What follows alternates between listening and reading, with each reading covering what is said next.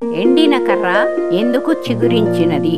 దేవుడు చెప్పిన ప్రకారం మోషే ఇశ్రాయేలు ప్రజలను అరణ్య మార్గం గుండా తీసుకొని వచ్చుచున్నప్పుడు సంఖ్యాకాండము 16వ అధ్యాయము 41వ వచనంలో వారు దారి పొడుగున మోషేపై అహరోన్లపై ఆహారం కొరకును నీటి కొరకును సనుక్కొంచు ఆధిపత్యం కొరకును నాయకత్వం కొరకును మోషేతో విరోధంగా వాదించుచుండగా దేవుడు ఆ మాటలు విని మోషేను పిలిచి ఈలాగు సెలవిచ్చెను.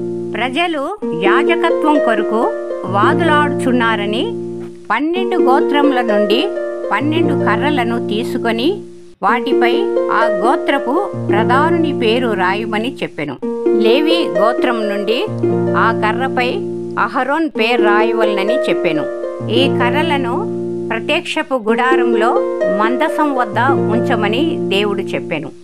మరుసటి ఉదయమున మోషే లోపలికి వెళ్లి చూడగా అహరోన్ కర్ర చిగురించి పూలు పూసి బాదం పండ్లు గలదాయెను. ఎండిన కర్ర పూలు పూయుట పండ్లు కాయుట సాధారణ విషయం కాదు. చిగురించిన అహరోన్ కర్ర దేవుని అద్భుతానికి నిదర్శనం. చిగురించిన అహరోన్ కర్ర దేవుని మహిమకు నిదర్శనం. అహరోన్ కర్ర దేవుని ఎంపికను తెలియజేయుచున్నది. లేవి గోత్రానికి చెందిన అహరోనే యాజకుడని ఇకపై ఈ విషయంపై ఇశ్రాయేలు ప్రజలు వాదించకూడదని తెలియజేయుచున్నది. చిగురించిన అహరోన్ కర్ర నుంచి మనము ఏమి నేర్చుకోవాలి? దేవుని ఎంపికను మనం గౌరవించాలి. అసూయను దూరం చేసుకోవాలి.